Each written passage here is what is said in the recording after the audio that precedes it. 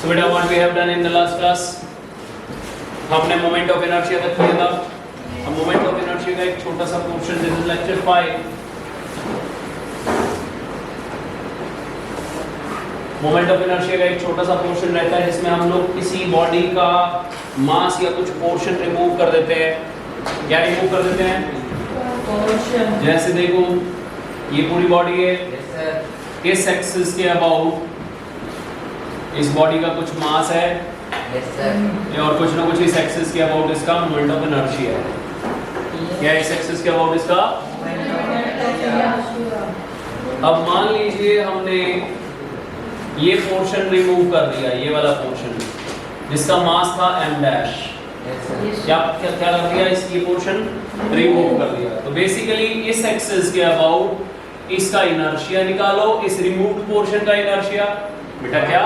इस removed portion का inertia इस एक्सिस के अबाउट निकालेंगे और वो माइनस कर देंगे। नहीं समझ में आया? रिमेनिंग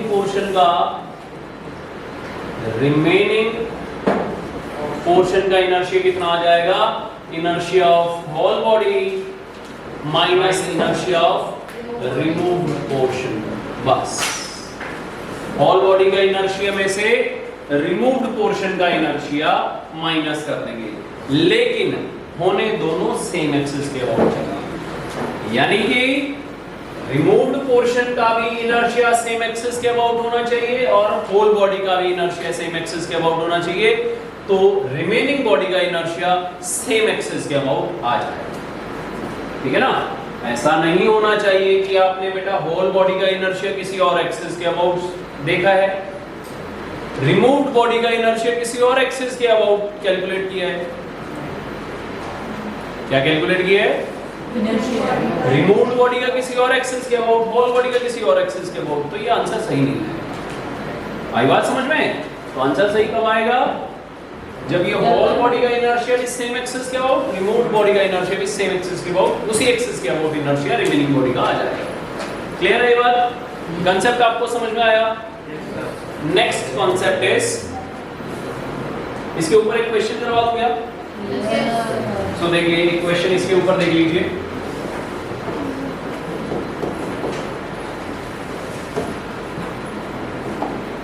जैसे डिस्क की थी बेटा, डिस्क थी, दिस इज अ डिस्क, इस एक्सिस के अबाउट देखिए, दिस इज अ डिस्क, इसमें से ये r डायामीटर की डिस्क रिमूव कर दी। डायामीटर कितना है? r। इस रिमूव्ड डिस्क का डायामीटर r है। पूरी बॉडी का मास था m, पूरी बॉडी का मास कितना था? उसमें से r डायामीटर की डिस्क रिमूव कर दी। अब हम सेंटर के अबाउट, इस सेंट्रल एक्सिस के अबाउट, ये सेंट्रल एक्सिस है, डायमेट्रिकल एक्सिस है, इसके अबाउट इसका इनर्शिया पूछ रहे हैं। Find moment of inertia of remaining portion about the given diametrical axis। इस गिवन डायमेट्रिकल एक्सिस के अबाउट इस रिमेनिंग बॉडी का मोमेंट ऑफ इनर्शिया कितना होगा? This is our question. Okay, so इसका आप कैलकुलेट करना है। अभी कर रहे हैं क्या? Yes sir. चलिए मैं कर देता हूँ, मैं हेल्प कर देता हूँ इसमें आपकी, आप लोग साथ साथ बताते रहना। Let's resolve it. पूरी बॉडी का इनर्शिया सेम आप कंसेप्ट लगाओगे, remaining body is equals to inertia of whole body minus inertia of removed body. ठीक है? रिमूव्ड बॉडी का मास कितना, कितना मास है? मतलब इसका एरिया कैलकुलेट कर लो। रिमूव्ड बॉडी का एरिया बेटा पाई r/2 का whole square which is pi r² by 4। Pi r² पूरी बॉडी का इनर्शिया था। यस उसमें से हमने 1/4 पोर्शन रिमूव कर दिया, तो मास कितना रिमूव हुआ?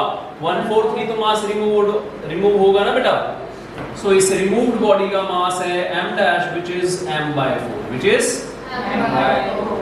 तो पूरी बॉडी का इनर्शिया इस डायमेट्रिकल एक्सिस के अबाउट कितना था?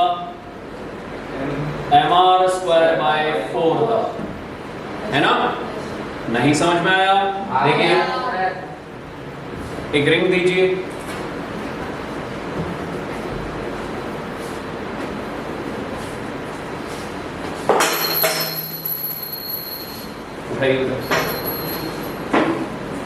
यस।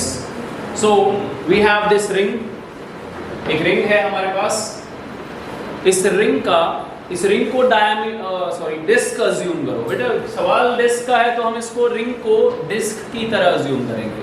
मान लो ये एक डिस्क है, क्या ये? इसकी सेंट्रल एक्सिस जो ये वाली एक्सिस है, इसके अबाउट बताइए, यानी इस एक्सिस के अबाउट बताइए इसका मोमेंट ऑफ इनर्शिया कितना हो जाएगा?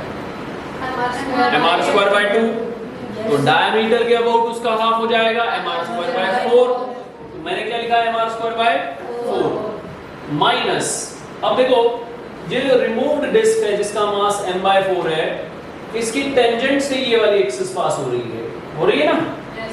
तो एक्सिस टेंजेंट से जब एक्सिस पास हो, और टेंजेंट भी कौन सी वाली है? जो प्लेन के पैरेलल हो, ये वाली एक्सिस है ना?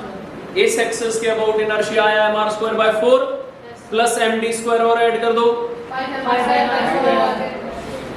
तो 5 भाई इसका मास है m डैश। कितना मास है? m डैश,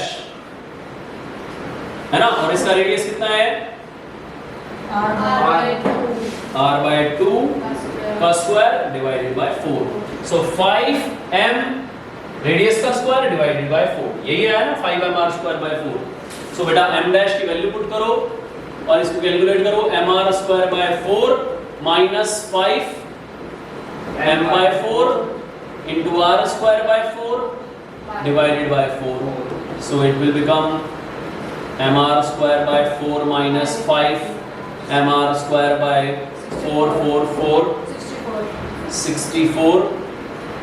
बेटा 64 आ गया, तो ये 16 minus 5 11 mr²/64। ये इसका रिमेनिंग बॉडी का इनर्शिया आ जाएगा। This will be the answer. अगर कुछ इसमें गलती हुई कैलकुलेशन में तो मुझे आप बाद में बता दीजिएगा। अभी आगे बढ़ते हैं। करना किस तरीके से वो आपको समझ में आ गया? कैलकुलेट करने का तरीका, इसको सॉल्व करने का तरीका मैंने आपको बता दिया, है ना? ठीक है, अब आगे बढ़ते हैं। नेक्स्ट टॉपिक है हमारा रेडियस ऑफ गायरेशन। बेटा इसको खुद से कैलकुलेट करना। एक बार आपने समझ लिया, आपने सीख लिया है, उसके बाद अब आप खुद से इसको दोबारा से डराइव करेंगे थोड़ी देर के बाद। क्लियर हो गई बेटा ये बात? This is the second question, this is third page में radius of gyration. Radius of gyration, इसको जायरेशन भी बोल देते हैं, रेडियस ऑफ जायरेशन या रेडियस ऑफ गायरेशन। ठीक है, what is this? Denoted by k, denoted by k। बेटा होता क्या है? देखो भाई ये डिस्क थी, कितना इनर्शिया था इसका? mr²/2। डिस्क का कितना इनर्शिया था?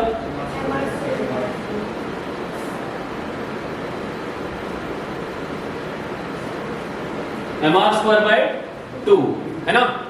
अब इसी एक्सिस के अबाउट देखो, इसी एक्सिस के अबाउट, इसी एक्सिस के अब हम क्या करेंगे?